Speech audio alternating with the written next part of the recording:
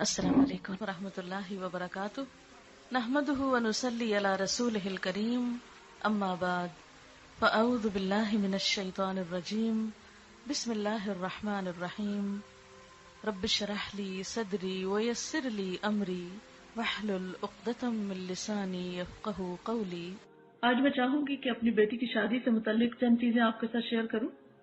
ایک حدیث کے مطابق جب کسی ایسے نوجوان کا رشتہ آئے کہ جس کے دین اور اخلاق سے تم مطمئن ہو تو نہ کرو، ورنہ زمین میں فساد ہوگا۔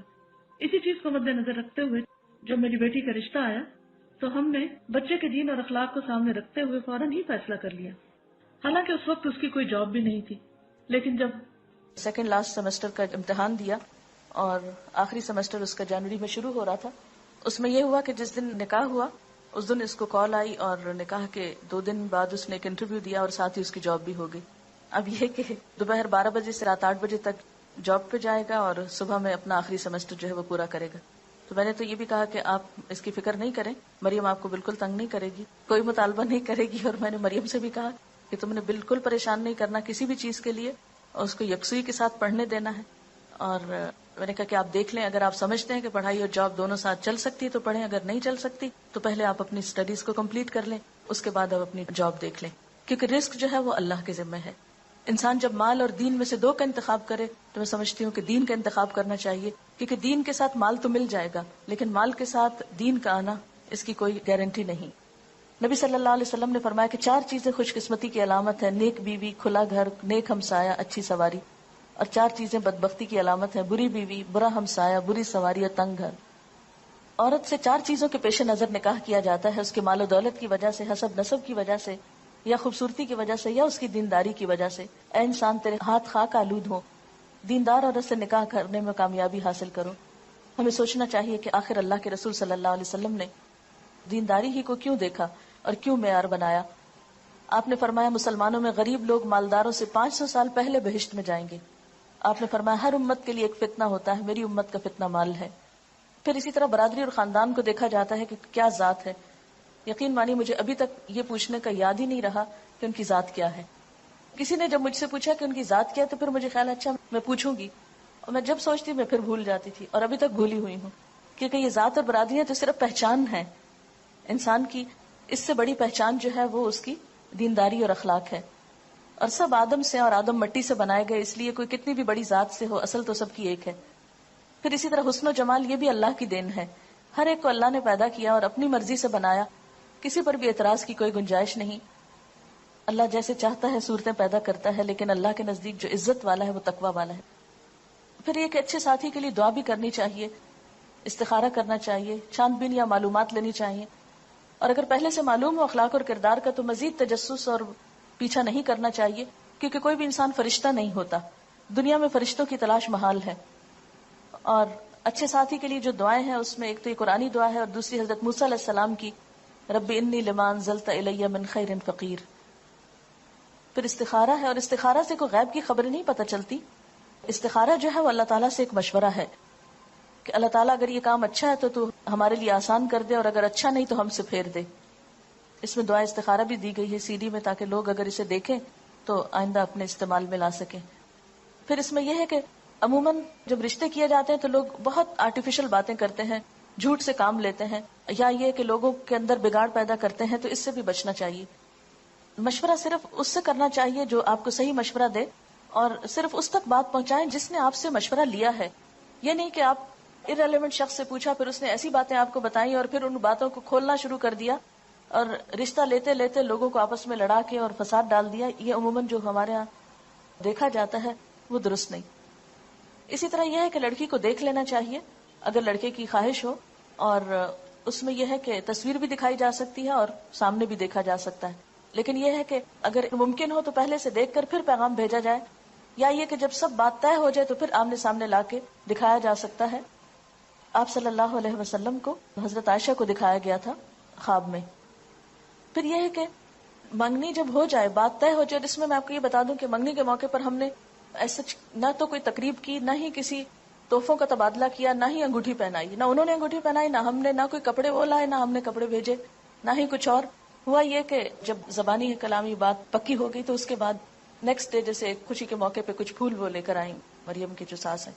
جی یہ بھی بتاتی چلو کہ وہ ہماری 3rd بیچ کی اسٹوڈنٹ تھی اسلام آباد میں, اور عائشہ جو شروع میں یہاں پر کلاس انچارج کے طور پہ کام کرتی تھی وہ ان کی بیٹی ہیں, اور ان لوگوں کو کافی سال سے میں جانتی تھی, اس لیے کوئی ایسی اس میں مزید بات نہیں تھی کسی بھی پریشانی کی. تو الحمدللہ چلتے پھرتے میں ہی بات طے ہو گئی, اور جواب میں ان کی مدر کے لیے خوشبو لے کر گئی, لڑکے کے لیے نہیں, کیونکہ مائیں جو ہیں وہ بچوں کو جنم دیتی ہیں, ان کی تربیت کرتی ہیں, ان کے لیے اتنی تکلیفیں اٹھاتی ہیں, اس لیے مجھے یوں محسوس ہوتا تھا کہ یہ موقع ماں کے لیے بڑی خوشی کا ہوتا ہے نا, جب بچوں کے کوئی رشتہ طے ہوتا ہے. ٹھیک ہے بیٹے کے لیے تو بعد میں بھی کچھ ہو جائے گا, لیکن پہلے ماں کا دل خوش کرنا چاہیے. اس لیے اس موقع پر جب جوابی طور پر میں واپس گئی تو پھولوں کی بجائے ایک خوشبو چھوٹی سی لے کر گئی. پھر اسی طرح یہ ہے کہ لڑکے اور لڑکی کی تنہائی میں باتیں نہیں ہونی چاہیے, ٹیلی فون پہ لمبی لمبی گفتگو درست نہیں, چیٹنگ درست نہیں. آپ صلی اللہ علیہ وسلم نے فرمایا عورتوں سے تنہائی میں ملاقات کرنے سے باز رہو. پھر اسی طرح ہاتھ ملانا یا خود انگوٹھی پہنانا یہ باتیں بھی درست نہیں, نبی صلی اللہ علیہ وسلم کا ہاتھ کبھی کسی عورت سے نہیں چھوا تھا. پھر اسی طرح بن سنور کر لڑکے کے ساتھ باہر ڈرائیونگ پہ جانا یا سیر و تفریح کے لیے یہ بھی درست نہیں. پھر یہ کہ رشتہ دیکھنے کے بعد بعض اوقات ہم ریجیکٹ کرتے ہیں تو اس میں طرح طرح کے نقص نکالتے ہیں, ناک ایسا ہے, قد ایسا ہے, رنگ ایسا ہے, اور اس کو ہر جگہ مشہور کرتے پھرتے ہیں. قرآن پاک میں اللہ تعالیٰ فرماتے ہیں کہ آپس میں ایک دوسرے پر تان نہ کرو, کسی کے برے نام نہ رکھو. ایمان لانے کے بعد فسق میں نام پیدا کرنا بہت ہی برا ہے. پھر اسی طرح ہمارے ہاں صرف لڑکے والے پیغام بھیجتے ہیں, لڑکی والے نہیں بھیج سکتے, بہت مایوب سمجھا جاتا ہے. حالانکہ اگر اس میں ہم دیکھتے ہیں کہ حضرت عمر کی بیٹی حضرت حفصہ جو تھی جب وہ بیوہ ہوئی تو وہ خود حضرت ابوبکر کے پاس پیغام لے کر گئے کہ میری بیٹی سے نکاح کر لو, تو اس میں کوئی مایوب بات نہیں ہے. پھر یہ کہ منگنی ہمارے ہاں ایک بہت بڑا فنکشن اور ایک بہت بڑا بوجھ بنتا چلا جا رہا ہے. منگنی کا اصل مقصد یہ ہوتا ہے کہ اس بچی کے لیے پھر کوئی اور پیغام نہ بھیجے, اس کا اعلان کر دیا جائے تاکہ یہ پتہ چلے کہ یہ بچی فلاں سے منسوب ہو چکی ہے. اور فرمایا کہ کوئی مسلمان کسی دوسرے مسلمان کے پیغام پر پیغام نہ بھیجے, نہ کوئی کسی کی فروخت شدہ چیز پہ اپنی چیز بیچے, اور نہ ہی کسی عورت کو نکاح کا پیغام بھیجے جس کے لیے کسی اور نے پیغام بھیجا ہو. پھر یہ ہے کہ اگر ایک پیغام بھیجنے کے بعد ارادہ ترک کر دے تو دوسرا پیغام بھیج سکتا ہے. اس سے پتہ چلتا ہے کہ ہمارا دین ہم سب کے احساسات اور جذبات کا کتنا خیال رکھتا ہے. حضرت علی رضی اللہ تعالیٰ عنہ نے حضرت فاطمہ کے لیے شادی کا پیغام بھجوایا, آپ نے اسے قبول کر لیا, بس یہی منگنی تھی, کیونکہ بات انسان کی یہ عہد سب سے بڑی بات ہوتی ہے. مردوں کے لیے سونے کی انگوٹھی پہننا جو ہے وہ درست نہیں. آپ نے فرمایا کہ تم میں سے کوئی شخص آگ کے انگارے ہاتھ میں پہننا چاہتا ہے تو وہ سونے کی انگوٹھی پہن لیتا ہے. پھر اسی طرح جہیز, بہت سے لوگوں نے یہ سوال کیا کہ آپ نے جہیز میں کیا دیا. بات یہ ہے کہ بلیو می, میں اس سارے عرصے میں ایک دفعہ بھی بازار نہیں گئی. کچھ مریم کو ضرورت کی چیزیں چاہیے تھی, مریم یہاں نہیں تھی, جیسے جوتے لانے تھے تو تیمیہ یا اسما کے سائز پہ ادریس صاحب ساتھ چلے گئے اور یہ لوگ جا کے جوتے لے آئے, اور اسی طرح کسی کے ساتھ ان کو بھیج کر کچھ ضروری چیزیں جو تھی وہ لی گئی. باقی یہ کہ اسلام آباد کا گھر جب سے میں آئی ہوں ایک طرح سے پیک پڑا تھا, جو میری اب فالتو چیزیں تھی استعمال ہونے کا اتفاق, اب مجھے لگ رہا تھا کہ میں نے تو ان کو استعمال نہیں کرنا. وہ میں نے مریم سے کہا کہ بیٹا اب تم ان کو لے جاؤ. وہاں ان کی ساس کہنے لگی کہ ہمیں ضرورت نہیں ہے, اس لیے کہ ہمارے گھر میں سب کچھ ہے, اور مجھے بھی یہ لگتا تھا کہ وہاں پر کوئی جہیز کی ایسا ضرورت نہیں, اس لیے باہر سے تو کوئی اس طرح کی خریداری نہیں کی گئی. کچھ چیزیں جو گھروں میں عام طور پر کچھ نہ کچھ رکھا ہوتا ہے اس کو میں نے نکال کر گھر صاف کر دیا. تو جب وہ کہتے تھے کہ یہ ہم کس طرح سنبھالیں, تو میں کہتے یہ آپ مجھ پر احسان کریں گے اگر میرے سے یہ چیزیں جو ہے ہٹ جائیں, تاکہ میں یہاں آؤں تو مجھے اب سب کچھ خالی خالی صاف ستھرا نظر آئے کہ میں اپنا کام زیادہ بہتر طور پہ کر سکوں. تو الحمدللہ ایسا کوئی فرنیچر نہیں, کوئی کچھ نہیں, بلکہ اس کی جو بڑی نند ہے عائشہ, انہوں نے ان کا جو بیڈ روم ہے اس کا فرنیچر لیا, اور اسی طرح چھوٹی موٹی چیزیں کچھ گفٹ تھے رشتہ داروں کی طرف سے, تو اس میں کام چل گیا. لیکن کوئی ایسی تیاری کہ اس طرح کی لمبی چوڑی شاپنگ یا وہ چیزیں نہیں تھی. جہیز میں عام طور پر یہ ہے کہ قرض لیا جاتا ہے, اور اس کے کمائی کے لیے آدمی لوگ جو ہیں وہ رشوت وغیرہ لینے پہ مجبور ہوتے ہیں. بعض اوقات کم چیزیں لانے پہ لڑکی کو تانے دیے جاتے ہیں, اور اسراف اور دکھاوا بھی اس میں بہت ہوتا ہے. تو اس میں یہ تھا کہ انسان ضرورت کی چیز تو اپنے لیے استعمال کرتا ہے, دکھاوے کا معلوم نہیں, اس میں دوسروں کو بتانے کی کیا ضرورت ہے. ایک عالمی ادارے کی رپورٹ کے مطابق پاکستان میں 1 کروڑ سے زائد لڑکیاں شادی کے انتظار میں ہیں. 40 لاکھ لڑکیاں ایسی ہیں جن کی شادی کی عمر بھی گزر گئی ہے, اور اس میں ایک بہت بڑی وجہ کیا ہے, جہیز کا نہ ہونا, یہ جہیز کا سٹینڈرڈ کے مطابق نہ ہونا. شادی کس کے ساتھ ہوتی ہے, لڑکی کے ساتھ یا جہیز کے ساتھ؟ آدم کے بیٹے کے پاس 2 وادیاں مال و دولت سے بھری ہوں تو وہ تیسری کے لیے خواہش کرے گا. حضرت علی کہتے ہیں کہ حضور صلی اللہ علیہ وسلم نے حضرت فاطمہ کو جہیز میں 1 چادر, 1 مشکیزہ اور 1 چمڑے کا تکیہ دیا تھا جس میں اذخر کی گھاس بھری ہوئی تھی. حضرت اسما کہتی ہیں کہ فاطمہ جب رخصت کر کے حضرت علی کے ہاں بھیجی گئی تو ہم نے ان کے گھر میں اس کے سوا کچھ نہ پایا کہ وہاں ریت بچھی ہوئی تھی, 1 تکیہ تھا جو کھجور کی چھال سے بھرا ہوا تھا, 1 گھڑا اور 1 پانی پینے کا پیالہ تھا. یہ کوئی ہماری طرح کا مروجہ جہیز نہیں تھا, انتہائی ضرورت کی چیزیں تھیں. سنت میں جہیز کی کوئی حیثیت نہیں. اور حضرت علی کے لیے وہ چیزیں بھیجنا بھی کس لیے تھا کہ آپ حضرت علی کی بھی کفالت کرتے تھے. گھر کی ضروریات کا انتظام کرنا لڑکی کے والدین کی نہیں، خود لڑکے کی ذمہ داری ہے. اس موقع پر لڑکے کو الٹا مہر دینا ہوتا ہے، اور اس کے لیے بھی ہم نے کوئی ایسی قرارداد طے نہیں کی کہ کتنا ہوگا اور کیا ہوگا. اور انہوں نے پوچھا بھی ہم سے کہ آپ کے ہاں کیا ہوتا ہے. ہم نے کہا ہمارے ہاں کچھ بھی نہیں ہوتا، جو آپ کرنا چاہیں آپ خوشی سے کر سکتے ہیں. عموماً جہیز اس لیے دیا جاتا ہے کہ لڑکی کو وراثت میں حصہ نہ دینا ہو، جبکہ وراثت میں حصہ دینا فرض میں ہے اور جہیز دینا نہ نفل ہے نہ سنت ہے. یہ ویسے اپنی خوشی کی بات ہے، تحفے کے طور پر کچھ بھی آپ دینا چاہیں یا گھر صاف کرنے کے لیے تو وہ دے سکتے ہیں. پھر کچھ رسومات ہمارے ہاں بہت رواج پا گئی ہیں. شادی سے کچھ ہفتے پہلے یا اس کے بعد تاریخ مقرر کرنے کی جو رسم ہوتی ہے. پھر اسی طرح یہ ہے کہ وقت بھی ضائع ہوتا ہے، پیسوں کی بھی ناقدری، عبادات میں کوتاہی. تو الحمدللہ اس موقع پر کوئی نماز، کسی نماز میں تاخیر نہیں ہوئی، کوئی ایسا اسراف اور دکھاوا نہیں ہوا، کوئی اسٹیج نہیں تیار کی گئی تھی، اس کے بغیر بھی شادی ہو گئی. پھر اسی طرح کوئی پیلا جوڑا نہیں پہنایا گیا، بلکہ میں نے شدت سے منع کیا تھا کہ ایسا کوئی رنگ مجھے نظر بھی نہ آئے. بعضوں کہتا تھا نا کہ بھول کے انسان کوئی ایسی چیز پہلے پہن لیتا ہے. پوری طرح اس رسم کو جو ہے وہ ختم کرنا ہے. اب یہ دیکھیں، یہ دو تصویریں ہیں، ایک انڈین تصویر ہے اور ایک پاکستانی. دونوں میں کیا فرق نظر آ رہا ہے آپ ہی پہچان سکتے ہیں، مجھے تو پہچان نہیں ہو رہی. پھر جہیز کی نمائش، یہ بھی دو کمپیریزن ہے. پھر اسی طرح یہ ہے کہ ٹھیک ہے اگر کچھ تفریح ہو رہی ہے یا گانا بجانا ہو رہا ہے تو اس میں ڈانس کی تو کوئی گنجائش نہیں نکلتی. نبی صلی اللہ علیہ وسلم نے فرمایا جس گھر میں گھنگرو اور گھنٹے ہوں اس میں رحمت کے فرشتے داخل نہیں ہوتے، نہ ہی فرشتے ان لوگوں کے ساتھ رہتے ہیں جو گھنٹے استعمال کرتے ہیں. اپنے ہاتھوں سے اپنے آپ کو ہلاکت میں مت ڈالو. یعنی اللہ کی رحمت کو کیوں دور کرتے ہیں ہم ایسی چیزوں سے. آپ نے فرمایا اس امت کے لوگوں پر زمین میں دھنسانے، شکلیں مسخ ہونے اور پتھروں کی بارش برسنے کا عذاب آئے گا.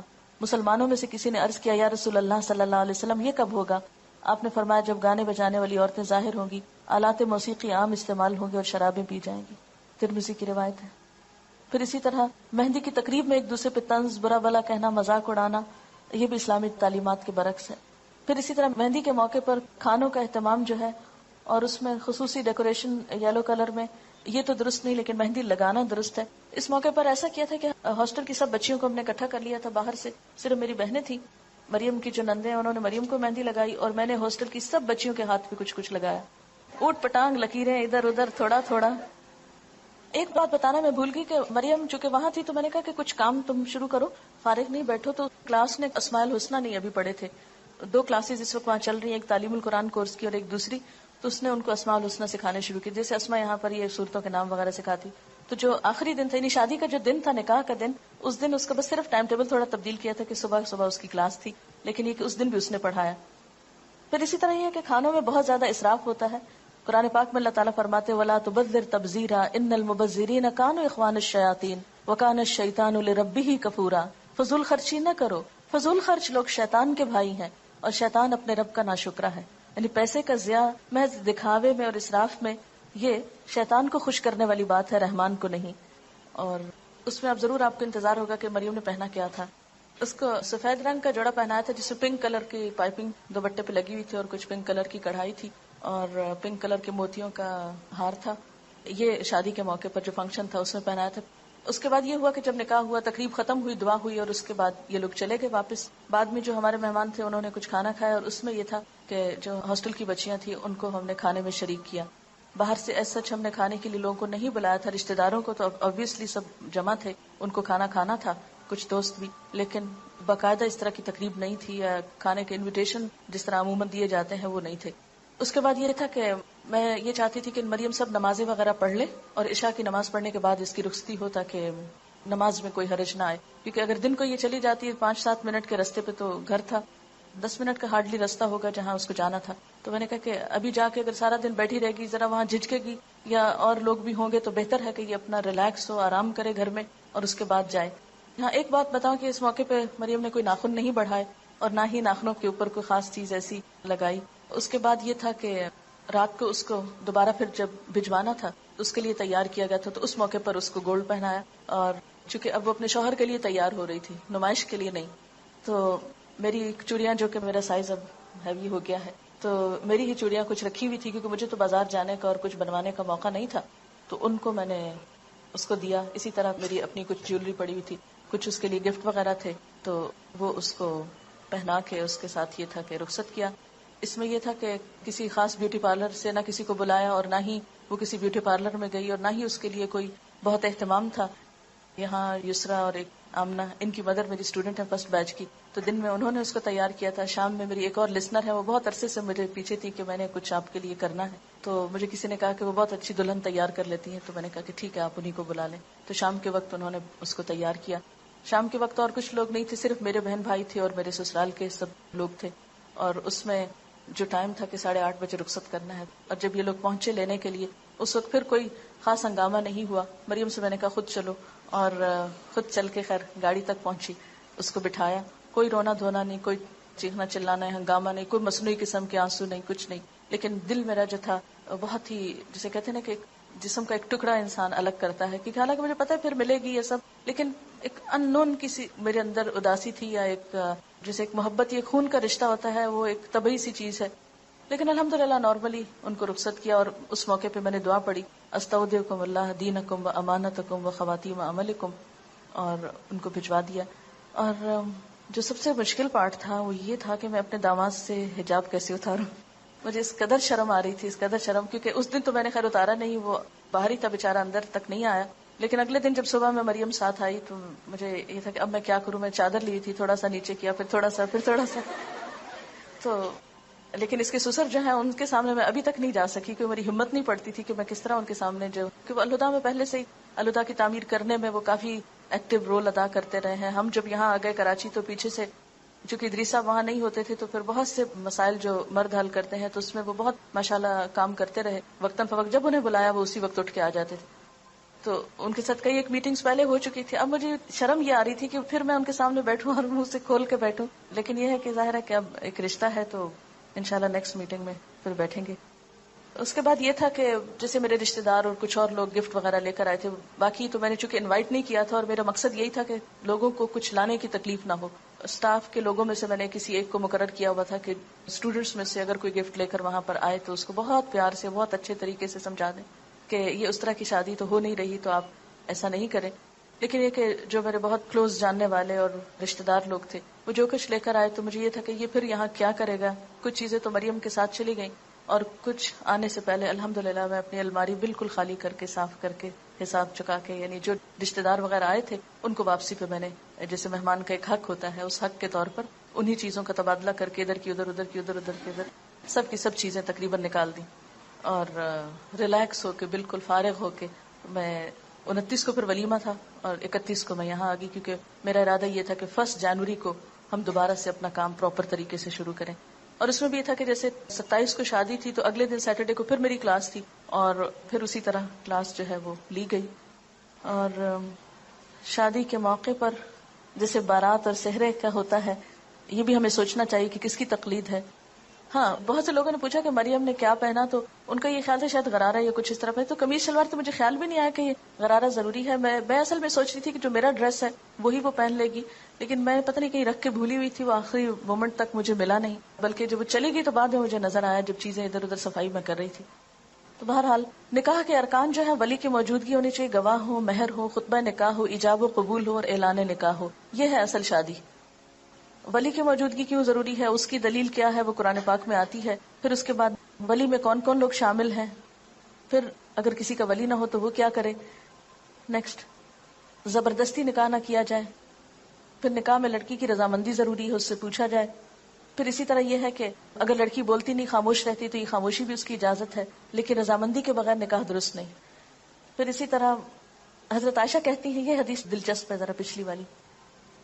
حضرت عائشہ کہتی ہیں کہ رسول اللہ صلی اللہ علیہ وسلم نے ان سے نکاح کیا جب ان کی عمر 7 سال تھی، اور ان کو آپ کے گھر بھیجا گیا جب ان کی عمر 9 سال تھی، اور ان کے کھلونے ان کے ساتھ تھے. اور جب حضور صلی اللہ علیہ وسلم فوت ہوئے تو ان کی عمر 18 سال تھی. عورت کو خود نکاح کرنے کی اجازت نہیں ہے اپنا. پھر مہر ہے، مہر کا دلیل کیا ہے، پھر مہر کی مقدار کتنی ہے. اس میں ہم حضرت عبد الرحمن بن عوف کا مثال دیکھتے ہیں کہ انہوں نے سونے کی گٹلی کے وزن پر عورت سے شادی کی. آپ نے فرمایا مبارک ہو، ولیمہ کرو، چاہے ایک بکری ہی کیوں نہ. ازواج مطہرات کے مہر جو تھے، حضرت عائشہ نے فرمایا کہ 12 اوقیہ اور 1 نش. پھر حضرت عائشہ نے پوچھا نش جانتے ہو کیا ہے؟ ابو سلمہ نے کہا نہیں. حضرت عائشہ نے فرمایا نصف اوقیہ، اور یہ 12.5 اوقیہ 500 درہم بنتا ہے، یعنی 500 درہم ازواج مطہرات کا مہر تھا، جو اچھی رقم ہے. اور حضرت ام حبیبہ کا مہر جو تھا وہ 4000 تھا، 4000 درہم. قبول اسلام کو مہر قرار دیا گیا حضرت ام سلیم کی طرف سے. بہترین نکاح وہ ہے جو آسان ہو. ہمارے ہاں جو 32.5 روپے حق کے مہر ہے اس کی کوئی حقیقت نہیں. پھر اسی طرح گواہوں کا موجود ہونا، گواہوں کے بغیر نکاح نہیں ہوتا. آپ نے فرمایا جو عورت ایسا کرتی وہ زنا کرتی. خطبہ نکاح میں ہم دیکھتے ہیں کہ 3 آیات میں 4 دفعہ تقوی کا حکم ہے کہ اللہ سے ڈرو تو زندگی اچھی گزرے گی. پھر ایجاب و قبول ہوتا ہے. 3 دفعہ پوچھا جاتا ہے لڑکے سے کہ اس حق کے مہر کے عوض یہ لڑکی تمہیں قبول ہے. جب وہ 3 دفعہ ہاں کرتا ہے تو پھر نکاح کی گرہ لگ جاتی. نیکسٹ، اس میں آڈیو لیکچر بھی CD کے اندر موجود ہے، وہ سنا جا سکتا ہے. مبارکباد کے کلمات مسنون. آپ نے فرمایا حلال اور حرام کے درمیان فرق کرنے والی چیز دف ہے، یعنی اعلان نکاح ہے. پھر عورت جب گھر آئے تو اس کے لیے دعا کرنی چاہیے. پھر دعوت ولیمہ ہے، اور یہ دعوت بھی اپنی حیثیت کے مطابق کرنی چاہیے، اور اس میں بھی اسراف اور دکھاوا نہیں ہونا چاہیے. ایک موقع پر آپ نے جو پکا کر کسی جگہ پر کھجور اور منقع اور خوشگوار پانی کہیں کھانا، یعنی مختلف طریقہ سے ولیمے کی دعوت کی گئی. آپ نے فرمایا ولیمے کا کھانا برا کھانا، وہ کھانا برا ہے جس میں خوشحال اور دولت مند لوگوں کو بلایا جائے اور فقراء کو چھوڑ دیا جائے. اس موقع پر ہمیں ایک تھوڑی سی مشکل یہ ہوئی، جیسے ولیمہ کی دعوت تھی، انیشلی جو انہوں نے انویٹیشن دیا، یہ ہمارے ہاں عام طور پر شادی کا جو خرچہ ہوتا ہے اس کی تھوڑی سی، مثلا 8 لاکھ روپے 5 لاکھ روپے جو لوگ خرچ کرتے ہیں ایک عام شادی پر، اور اس کے مقابلے میں آپ دیکھیں کہ اللہ تعالیٰ کیا فرماتے ہیں، جو لوگ محض اپنا مال لوگوں کو دکھانے کے لیے خرچ کرتے ہیں اور در حقیقت نہ اللہ پر ایمان رکھتے ہیں نہ روز آخرت پر، سچ یہ ہے کہ شیطان جس کا رفیق ہوا اسے بہت ہی بری رفاقت میسر آئی. یعنی دکھاوے کے لیے اتنی رقمیں اڑانا جو ہے یہ سراسر غیر اسلامی ہے. آپ دیکھیں کہ تقریبات کے موقع پر 100 روپے فی کس کے حساب سے 8 روپے کا کھانا روزانہ پک رہا ہے. یہ ایک اخبار میں آیا تھا. یعنی روزانہ شہر میں جو کھانا پکتا ہے ایک شادی میں نہیں، کئی شادیوں کو جب ملایا جاتا ہے 8 کروڑ روپے. یعنی اگر 100 روپے پر پرسن کا کھانا ہو تو ایک دن میں جو پک رہا ہے. پھر اسی طرح ہر سال پاکستانی 150 ارب روپے کا گوشت کھاتے ہیں. پھر اسی طرح دوسری طرف ہم دیکھتے ہیں کہ پاکستان کی 25% آبادی غذا کی کمی کا شکار ہے. 30% کھانا روز ضائع ہوتا ہے. صرف کراچی میں 2 کروڑ روپے مالیت کا کھانا روزانہ جھوٹا کر کے چھوڑ دیا جاتا ہے. یہ اخبار کے اسٹیٹسٹکس ہیں. یہ اعداد و شمار ہم سے کیا تقاضا کرتے ہیں؟ پاکستان کی کل آبادی 13 کروڑ ہے، اس میں سے 4 کروڑ 20 لاکھ لوگ، آبادی کا 30% حصہ انتہائی غریب ہے. 4 کروڑ 70 لاکھ لوگ، آبادی کا 62% لکھنا پڑھنا نہیں جانتے. 76% عورتیں پڑھی لکھی نہیں. 80 لاکھ بچے اسکول نہیں جاتے. 7 کروڑ 20 لاکھ لوگوں کا یعنی 53% حصہ حفظان صحت، ہسپتال اور طب کی سہولتیں میسر نہیں. 5 کروڑ 40 لاکھ لوگوں کو طبی سہولتیں میسر نہیں. 90 لاکھ بچوں کو مناسب غذائیت میسر نہیں. 6 کروڑ 10 لاکھ لوگوں کو صاف پینے کا پانی میسر نہیں. یہ فیڈرل بیورو آف سروے نے یہ رپورٹ پیش کی ہے. تو جس ملک کی آبادی کا حال یہ ہو، وہاں پر اتنا اسراف شادیوں کے موقع پر کسی طور پر بھی جائز نہیں. اگر اس پیسے کو ہم اپنی قوم کی تعلیم کے لیے خرچ کریں تو ہمارے لیے صدقہ جاریہ ہو. پرائمری اسکول کا 1 سال کا خرچہ 2 لاکھ روپے ہے. ایک بچے کی تعلیم 3,000 روپے سالانہ ایوریج. پروفیشنل کالج میں ایک بچے کی تعلیم 12,000 روپے سالانہ. ٹی بی کے مریض کا علاج 8,000 روپے سالانہ. کیا ایسا نہیں ہو سکتا کہ ہم اپنی شادیوں میں سے کچھ پیسے بچا کر ہم اپنے عوام پر صرف کریں جنہیں ضرورت ہے؟ تو جو لوگ اپنے مال اللہ کی راہ میں صرف کرتے ہیں ان کے خرچ کی مثال ایسی ہے جیسے ایک دانہ بویا جائے اور اس سے 7 بالیں نکلیں، ہر بال میں 100 دانے ہوں. اسی طرح اللہ جس کے عمل کو چاہتا ہے افزونی عطا فرماتا ہے. وہ فراخ دست بھی ہے اور علیم بھی ہے. ایک اور چیز میں بتانا چاہوں گی، یہاں پر ایک انٹرویو ہے، اس وقت ٹائم نہیں. ہماری ایک اسٹوڈنٹ تھی سارا جو IT ڈپارٹمنٹ میں کام کرتی تھی. ان کی شادی کس طرح ہوئی اور اس موقع پر کیا اچھی مثال پیش کی گئی. CD میں موجود ہے، جو لوگ یہ CD لیں. CD باہر فار سیل اب اویلیبل ہے، یعنی عام لوگوں کے لیے بھی اس کو پرنٹ کرا لیا گیا ہے. تو اس میں آپ دیکھیں کہ اگر اسی مال کو ہم اپنی دنیا اور آخرت سنوارنے کے لیے استعمال کریں بنسبت اس کے کہ صرف ایک شادی کے موقع کو اپنی ذاتی خواہشات کی تکمیل کے لیے صرف اپنے دل کو یا اپنی آنکھوں کو ٹھنڈا کرنے کے لیے مال خرچ کریں، اس کی بجائے اگر ہم اسے باقاعدہ بہتر طرح استعمال کریں تو دنیا بھی ہماری بہتر ہو سکتی ہے اور آخرت بھی. اس میں صدقہ خیرات کر کے انسان کو بتانا تو نہیں چاہیے، لیکن تھوڑی سی مثال میں دوں گی کہ جیسے رشتہ داروں کا حق ہوتا ہے، تو میں نے کوشش یہ کی کہ شادی کے موقع پر جو گفٹ آئے ہیں وہ صرف مریم کو نہیں ملے بلکہ رشتہ داروں کو بھی ملے. اس کی کزنز جو ہیں یا ان کی جو اور رشتہ دار خواتین ہیں، جو بھی بچے یا بڑے یا جو بھی تھے، تو اس کو میں نے ان لوگوں کو بھی تقسیم کیا. اور یہ بھی میرے دل میں اللہ کی رضا تھی، نہ کہ یہ سوچا کہ ان کی طرف سے مجھے کچھ ملے یا یہ اگر کچھ لائے ہیں تو اس کا بدلہ ہو. نہیں، صرف ایک صلہ رحمی کے لیے. دوسرا یہ کہ مریم کو جیسے ولیمے کے موقع پر کچھ آنے والوں نے کچھ پیسے ویسے جو سلامی جس کو بولتے ہیں وہ دی، تو اگلے دن جب صبح میں آئی تو ایک لفافہ پکڑا ہو تو کہنے کہ ماما یہ الہدا میں ڈال دیں. میرا داماد بھی ساتھ تھا تو کہنے لگے کہ یہ ہم دونوں کی طرف سے الہدا کے لیے ہے. تو میں نے کہا کہ آپ لوگ ایک نئی زندگی شروع کر رہے ہیں، آپ کو اپنی ایجوکیشن وغیرہ کے لیے بھی ضرورت ہوگی تو آپ لوگ رکھیں اس کو. لیکن بالکل نہیں مانے اور بسد اصرار وہ پیسے جو ہیں وہ چھوڑ گئے. خیر میں نے بھی نہ پوچھا کہ کتنے ہیں اور نہ میں نے خود گنے، میں نے الہدا کی انتظامیہ کے حوالے کیے اور اس طرح زندگی کا ایک آغاز کیا گیا. اس کے بعد یہ تھا کہ جب صبح ملنے کے لیے آئے ہیں تو میری کلاس کا وقت تھا، میں تھوڑا سا بیٹھی ہوں اور اس کے بعد میں نے معذرت کی، میں نے کہا کہ میری کلاس کا وقت ہے. تو میرے داماد کہتے ہیں کہ نہیں آپ ضرور جائیں، اور میں کلاس میں چلی گئی. تو میں نکلنے لگی تو میں نے کہا کیا مریم بھی آ سکتی ہے، کیونکہ شادی کے بعد شوہر کی اجازت ضروری ہے، چاہے وہ بچے ہیں اپنے لیکن پھر بھی جو ادب آداب ہیں ان کا لحاظ ضروری. کہتے کیوں نہیں انشاءاللہ ضرور. تو وہ باہر پھر مردوں میں چلے گئے اور مریم جو ہے وہ کلاس میں میرے ساتھ نیکسٹ ڈے پر نیچے بیٹھی. تو پھر اس کے بعد یہ تھا کہ چونکہ کھانے کا وقت ہو رہا تھا، ان لوگوں کو جانا تھا، کچھ اور مہمان وغیرہ بھی تھے ان کے ہاں، تو پھر وہ بیچ میں کلاس کے اٹھ کے چلی گئی. لیکن یہ کہ مجھے نہیں پتا چلا کہ شادی کے ساتھ جو تعلیم کا سلسلہ ہے، یہ جو کام ہے، وہ کسی طور پر بھی متاثر نہیں ہوا، اس لیے کہ جن لوگوں کے ساتھ رشتہ جوڑا وہ بھی دین کو سمجھنے والے، مقصد کو سمجھنے والے اور وقتاً فوقتاً اس کی تعلیم و تبلیغ میں شریک بھی رہے ہیں. اس لیے الحمدللہ کسی موقع پر کوئی تکلف نہیں، کوئی بیڈ فیلنگ نہیں. میں اللہ کا کتنا شکر ادا کروں کہ میرے آنسو اس پہ نہیں تھمتے کہ اللہ تیرا کتنا شکر ہے کہ تھرو آؤٹ رشتہ لینے سے لے کر شادی کے یعنی آخر میں جو میں ان کو خدا حافظ کہہ کے آئی ہوں، اس سارے موقع تک ایک مرتبہ بھی اللہ کا 1000 لاکھ دفعہ شکر ہے کوئی بیڈ فیلنگ دونوں فریقین کے درمیان نہیں ہوئی.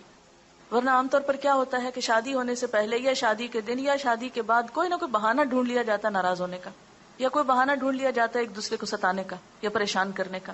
اصل حقیقی خوشی اور سکون اور راحت اور آرام کس میں ہے؟ مال و دولت کے دکھاوے یا اسراف اور لباس اور ان چیزوں میں نہیں ہے. اصل خوشی یہ ہے کہ انسانیت کا احترام ہو، ایک دوسرے کی عزت کی جائے، ایک دوسرے کو اس کا مقام دیا جائے، ایک دوسرے کی قدر پہچانی جائے. اور اس کا پورا لحاظ رکھا گیا الحمدللہ، دونوں طرف سے رکھا گیا. اس میں میرا کوئی کمال نہیں ہے یا میری طرف سے نہیں ہے. اگر ظاہر ہے کہ وہ لوگ کوآپریٹ نہیں کریں تو ہم کیا کر سکتے ہیں.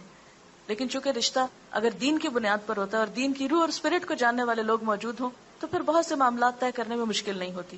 یعنی کسی بھی معاملے میں یہ نہیں ہوا کہ اگر ہم نے کہا ایسا کر لیتے تو انہوں نے کہا نہیں یہ تو ہو نہیں سکتا، یا انہوں نے کہا کہ ایسا کرتے تو ہم نے کہا یہ تو پاسبل نہیں. کہیں نہیں، دونوں فریقین نے ایک دوسرے کے ساتھ مکمل طور پر ہم آہنگی اور آپس میں اتفاق کا مظاہرہ کیا.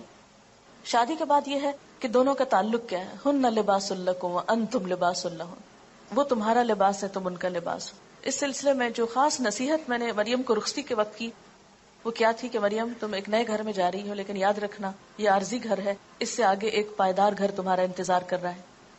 اس زندگی کی خوشیوں میں اور اس زندگی کے سکون میں جا کر تم اپنی آخرت کو نہیں بھولنا. میں تمہیں اس موقع پر بھی یہی نصیحت کروں گی کہ وہاں جا کر بھی آخرت کے گھر کی تیاری جاری رکھنی ہے. اور اس میں سب سے پہلے یہ کہ آخرت کی تیاری حقوق العباد کو ادا کر کے ہوتی ہے. عبادات تو اپنی جگہ. ہاں ایک اور دلچسپ بات یہ کہ جب نیکسٹ ڈے ملاقات ہوئی میرے بچے کی والدہ سے تو کہنے لگی کہ ہنس رہی تھی کہ آج سب لوگ مسجد میں انتظار کر رہے تھے کہ آج تو عاطف کی شادی ہے، دیکھتے ہیں فجر کی نماز میں آتا ہے یا نہیں. تو کہتے ہیں کہ الحمدللہ وہ اس امتحان میں پورا اترا ہے اور آج بھی فجر کی نماز اس نے مسجد میں جا کے پڑھی ہے. تو مجھے اتنی خوشی ہوئی، میں نے کہا الحمدللہ اللہ کا لاکھ لاکھ شکر ہے کہ جس نے ایسے موقعوں پر اپنی اطاعت کی توفیق دی ہے. ورنہ عموماً کیا ہوتا ہے خوشی کا موقع یا غم کا موقع سب سے پہلے ہم نماز روزہ یا انسانوں کے حقوق کو بھول جاتے ہیں بعض اوقات. تو اس میں یہ ہے کہ جو خاص تاکید میں نے کی کہ مجھے کوئی بھی چیز جو گھر میں ایسی ہو جو، کیونکہ انسان ہے اگر کسی قسم کی کوئی ناگوار فیلنگ بھی کبھی آئے اللہ نہ کرے مجھ تک نہیں پہنچانی، اس کو کہیں باہر جا کے ڈسکلوز نہیں کر، کسی دوست سے اس کا ذکر نہیں کرنا، اللہ سے دعا کرنی اور مدد مانگنی ہے اور اس سفر کو جاری رکھنا ہے. میں کوئی بھی شکایت، کوئی بھی عیب، کوئی بھی چیز نہ دیکھنا چاہتی ہوں نہ سننا چاہتی ہوں. نو وے. ہن لباس لکم وانتم لباس لہن، دونوں آپس میں نپٹو، ایک دوسرے کا لباس ہو، آپس میں ایک دوسرے کے ساتھ مفاہمت اور موافقت کرو. اور یعنی کہ لڑکا یا لڑکی بالغ ہوتے ہیں تو شادی ہوتی ہے، تو بالغ ہونے کا مطلب یہ کہ اب میچور بھی ہوں اور ایک دوسرے کا حق پہچانے. اس میں عموماً یہ ہوتا ہے کہ مائیں خود کریت کریت کے پوچھتی کیا کھایا تھا، کیا پیا تھا، کیا ملا تھا. اچھا مجھے تو یہ بھی یاد نہیں رہا لوگوں نے اس سے پوچھا اچھا تمہیں منہ دکھائی کیا ملا، اس کو سمجھ ہی نہیں پہلے آئی کہ یہ کیا کہہ رہے ہیں. لیکن مجھے کوئی انٹرسٹ نہیں ہوا کہ میں جا کے پوچھوں کہ اچھا کیا زیور تھا تمہارا، کیونکہ ہم نے کوئی زیور اس طرح ایسا منگایا نہیں کہ وہ وہاں سے لا کر دیں اور پھر یہ اس طرح پہنے. جو بھی آیا پہنا. میں نے نہیں ایک دفعہ آنکھ بھر کے بھی نہیں دیکھا کہ کیا چیز ہے، اس لیے کہ جس کا ہے اس کو اللہ نصیب کرے. اور باقی یہ ہے کہ نہ تو اس میں دکھاوا اور نہ ریاکاری اور نہ ہی کوئی دلچسپی ہمیں. چیز کسی کی ہو دلچسپی ہمیں کس بات سے. اور باقی چیزیں تو ان چیزوں پہ مال قابل بھروسہ نہیں کہ اس کے بھروسے پر ہم سمجھے